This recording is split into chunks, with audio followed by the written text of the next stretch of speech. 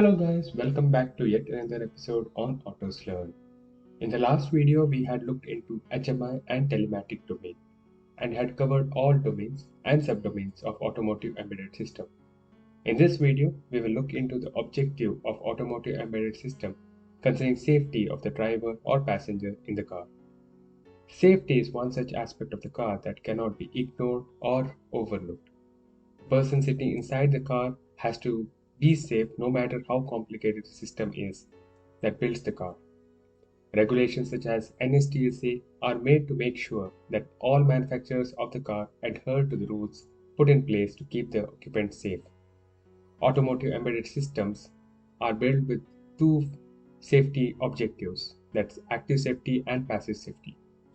Active safety systems are systems that come into picture before the crash of the car.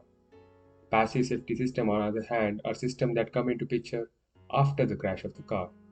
So active safety systems are those systems that minimize the possibility of the crash, such as braking system, anti-lock brake system, engine stability program, advanced driver assistance feature like adaptive cruise control, collision avoidance, etc.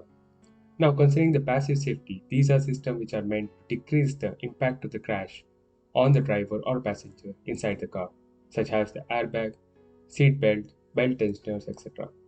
Airbag, for example, is a complex system with sophisticated algorithm that takes input from different sensors and switches and makes a decision to either deploy the airbag or not. This has to happen within a fraction of a second, and precision of these systems takes utmost priority. In case of active safety, for example, the adaptive cruise control, similar to passive safety, it would also take input from different sensors and switches and accordingly assist the driver in controlling the car. For these two domains, ISO 26262 has specified SL standards that has to be considered while designing these systems, so that the safety aspect of the requirement is maintained by performing additional activity at the system level and to make sure that the system is built with safety in mind.